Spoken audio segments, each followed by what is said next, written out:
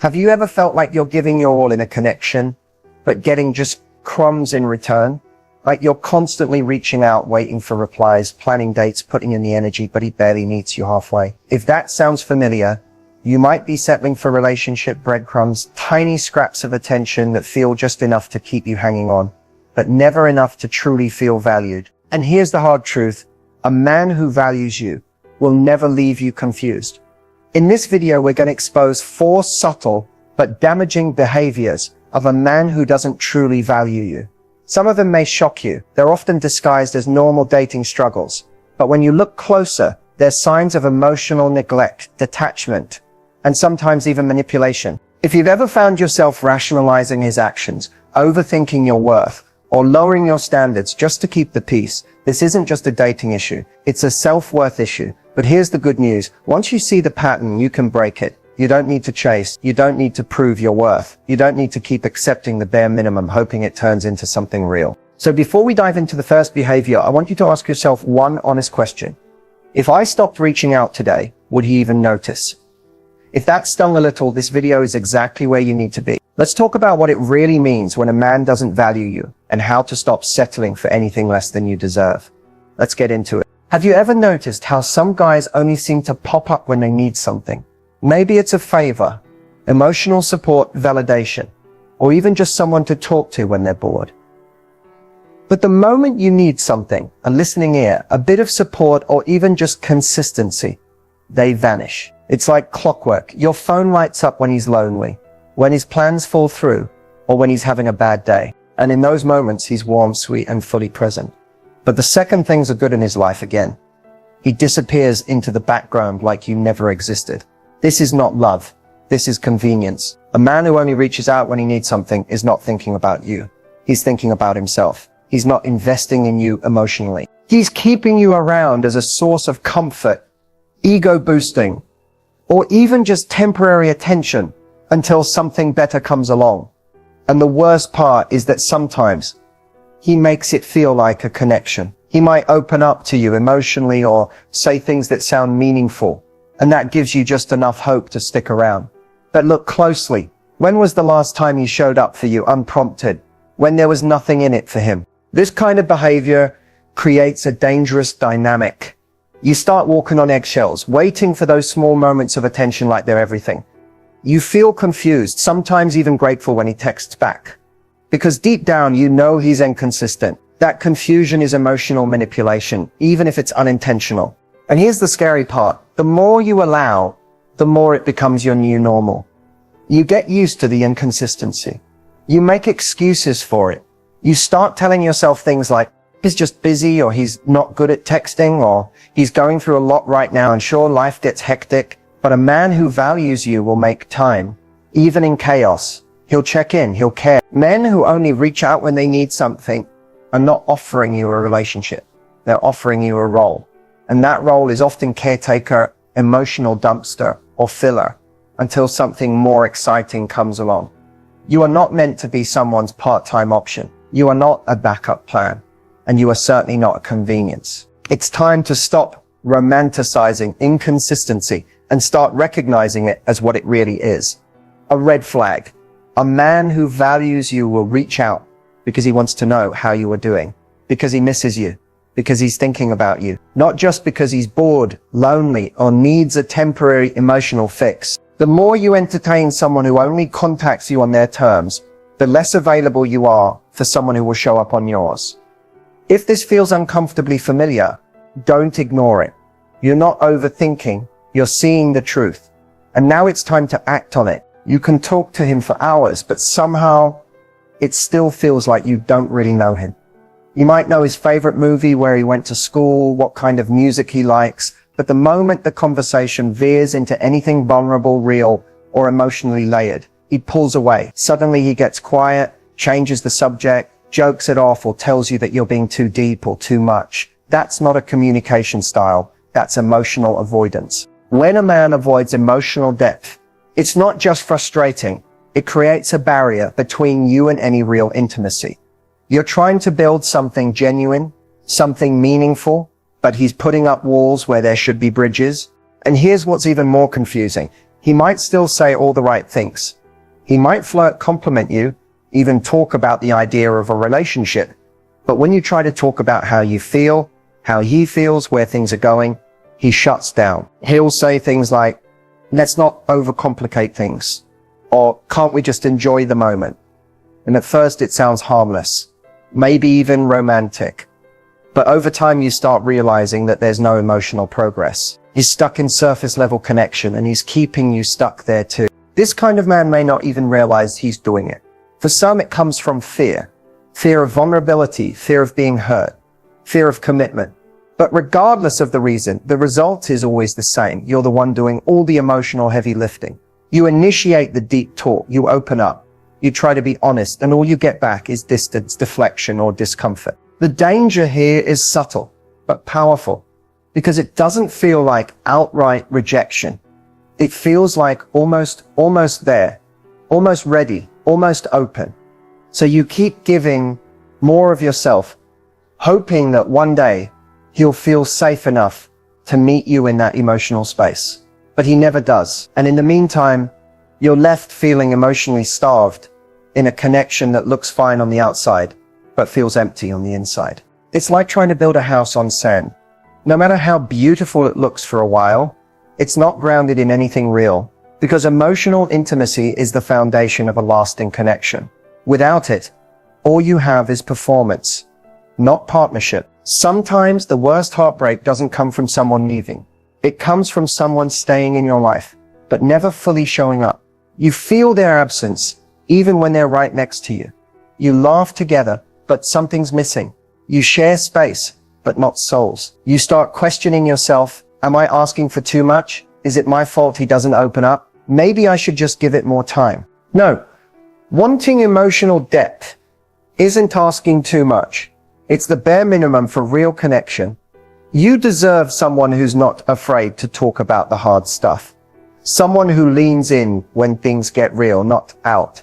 Someone who listens when you share your heart and isn't afraid to share his too. Because a man who values you will want to know you, not just date the version of you that keeps things light and easy. He'll want to understand what makes you feel safe, what keeps you up at night, what you've been through, and what you dream about. Avoidance isn't mystery, it's avoidance. And it doesn't lead to love, it leads to loneliness in a relationship that looks alive but feels emotionally dead. Don't settle for shallow waters when you were made for deep connection. You deserve more than halfway love. You deserve someone who meets you at your depth. Let's be honest, there's nothing worse than feeling like you're chasing someone who barely notices you're trying. You're the one who texts first. You're the one making plans, checking in, keeping the conversation going. If you didn't reach out, days, maybe even weeks, would go by without a word from him. And the silence, it's not accidental, it's a pattern.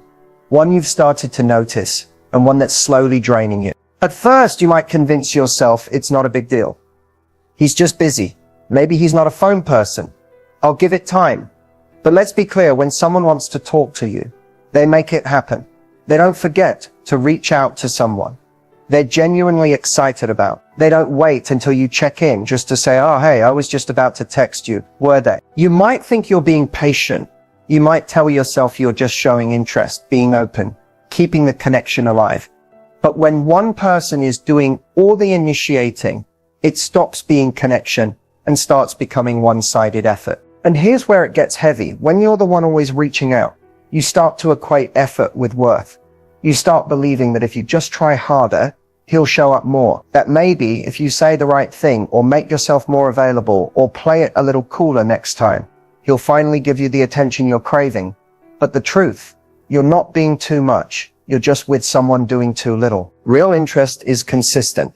It looks like someone who thinks of you in the middle of their day and sends a quick message just to check in.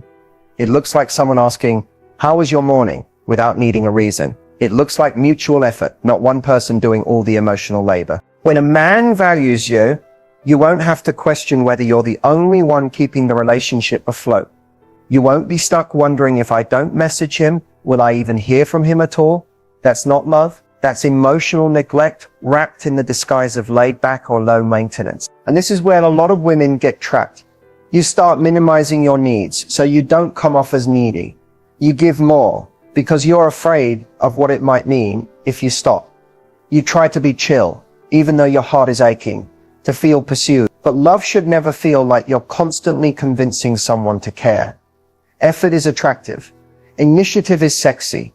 And you deserve to be with someone who makes you feel wanted, not tolerated. Ask yourself this: if you stop texting him today, how long would it take for him to notice?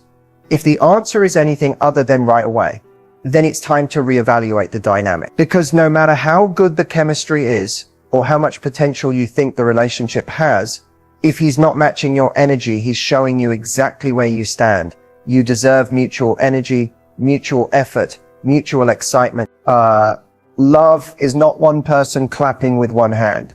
It's a rhythm. Two people showing up consistently, choosing each other, investing together. Stop initiating for someone who's not even meeting you halfway. You are not hard to love. You're just giving your energy to someone who isn't ready or willing to receive it. And that's not your burden to carry anymore. There's a moment, maybe subtle, maybe obvious, when you realize he doesn't take your time or your boundaries seriously. He cancels last minute, shows up late without apology, makes plans and forgets them. Or worse, expects you to be available on his schedule whenever it suits him. And if you speak up, he tells you you're overreacting or being dramatic. That's not miscommunication. That's disrespect. When a man truly values you, he respects not only your presence in his life, but also your time, energy, and emotional limits. He understands that you're not just there, you're choosing to show up for him, and that choice deserves consistency and. But when he repeatedly disrespects your time by ghosting, rescheduling without notice, or expecting you to bend to his plans, he's showing you exactly how much or how little he values your space in his world. The same goes for your boundaries. Maybe you said, I don't feel comfortable with that, or I need a little space, or I want to take things slow. And instead of respecting that, he pushes.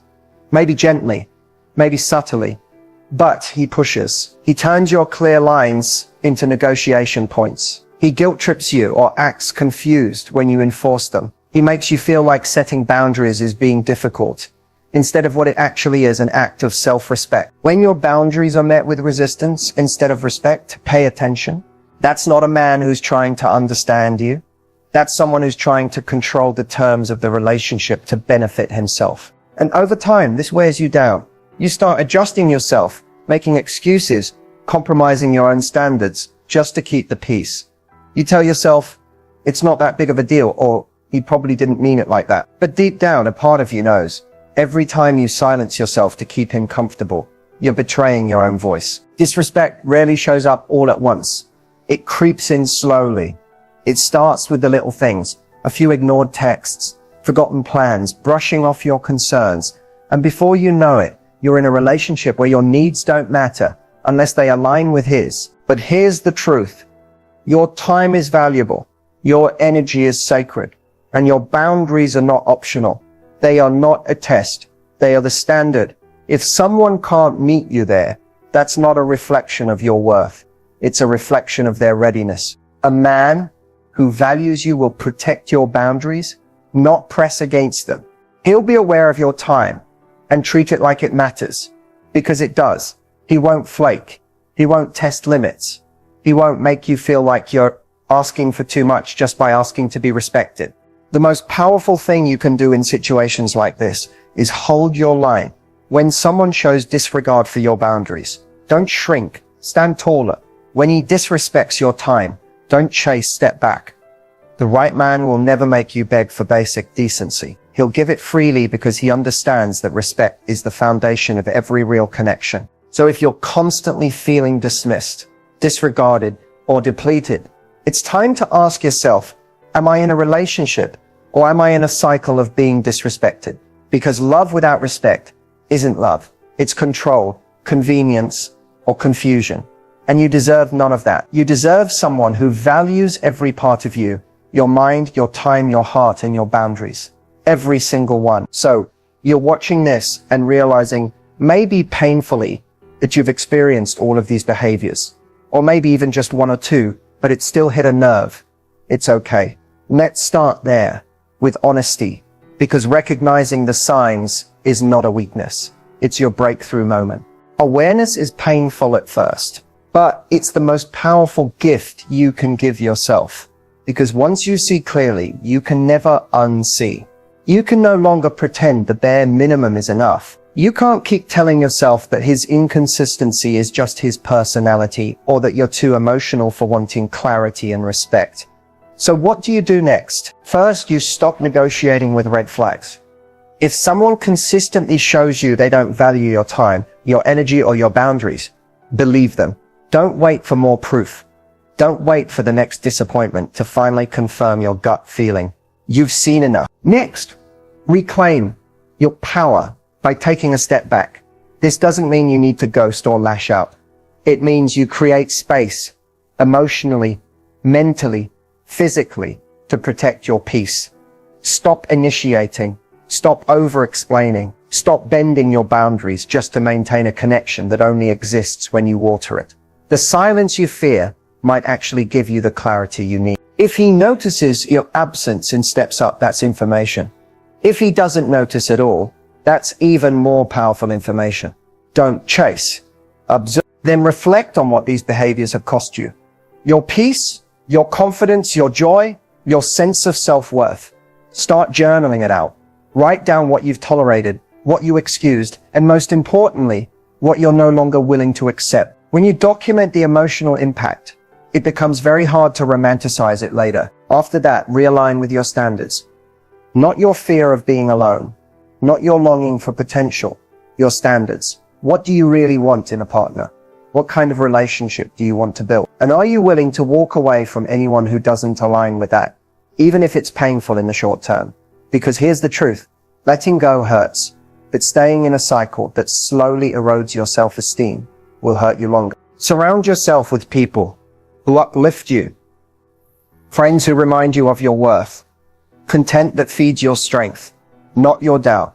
Watch videos, listen to podcasts, read books, anything that reminds you of the love you deserve, not the love you've been settling for. And if you're still tempted to go back, if there's a part of you that wants to wait just a little longer, hoping things will change, ask yourself, how many chances would you give a friend who made you feel this small? And if the answer is different from what you're giving this man, it's time to choose yourself. You are not hard to love. You're not asking for too much. You're asking the wrong person to meet your emotional needs. And deep down, you already know that. So if this video woke something up in you, let it stay awake. Let it push you to stop settling. Let it remind you that real love feels safe. It feels clear. It feels consistent. You don't have to beg for it. You don't have to guess. The first step to healing is choosing you again and again until it becomes second nature, until it no longer feels brave, just normal.